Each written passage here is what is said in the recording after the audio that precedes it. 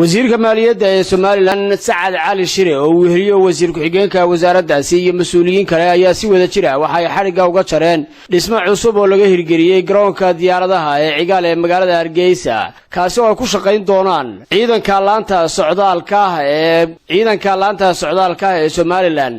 dhismahani ayaa waxaa si rasmi ah halkaasi uga hirgeliyay wasaaradda maaliyadda ee Soomaaliland waxaana ugu horreyn halkaasi ka hadlay taliyaha qaybta ee ciidanka laanta socdaalka ee Soomaaliland ee madaarka Cigaal iyo mas'uuliyiin kale oo ka hadlay xariga jarka dhismahani cusub iyo muhiimadda uu leeyahay garoonka.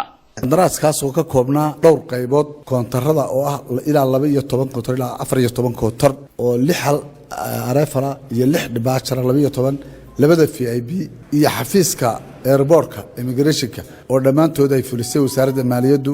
halkan maanta wasaaradda maaliyaddu koontaradana ay dhistay waa qiimo gaar ah bay noo leeyihiin annaga wax kasta ahaan iyo wasaaradda maaliyadda ahaanba sababtoo ah waxa weeyaan waa bilic qurux leh oo indhaha soo jiidan karta oo maadaama dadka cashuur aanu ka qaadno ay arki karaan cashuurtii laga qaaday waxa la geliyay. sidoo kale isna waxa halkaasi ka hadlay taliyaha ciidanka laanta socdaalka ee Soomaaliland Sareeyo Guuto Dayib Cismaan Caalin waxaanu ka hadlay muhiimadda uu leeyahay dhismahan cusub ee maanta xariga laga jaray.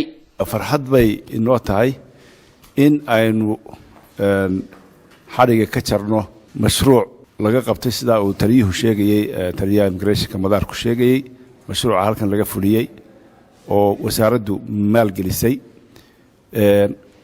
qaybna ay ku leedahay wasaaradda aviationku sida la sheegay dhinaca dabka waxay u tahay farxad. ugu dambeyntiina waxaa halkaasi ka hadlay wasiir ku-xigeenka wasaaradda maaliyadda ee Soomaaliland iyo wasiirka wasaaraddaasi iyagoo ka hadlay muhiimadda uu dhismahan u leeyahay qaranka. halkanna waxaan joognaa maanta inaanu xariga ka jarno hirgelinta counterada loogu adeegayo dadka soo degaya marka ugu horreysay dalka soo galaan halka loogu adeegayo iyo counterada lacag qabashada oo runtii iyagana hore loo hirgeliyay waxaasoo dhan waxa laga hirgeliyay maaha deeq cid kale ayna siisay laakiin waa shilimaadka cashuurta muwaadinka ee aan dadka ka ururino.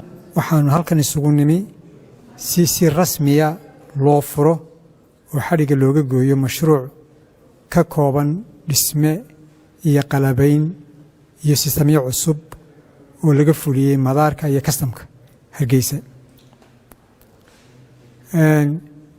waxa hawsha iska kaashaday wasaaradda iyo laanta socdaalka immigrationka iyo hay'adda airportka intuu iska kaashadeen.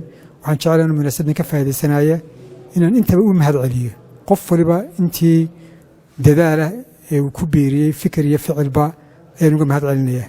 waxaan si gaar ah u xusayaa taliyaha immigrationka iyo maareeyaha airportka intoonad runtii si gaar ah inaan xuso.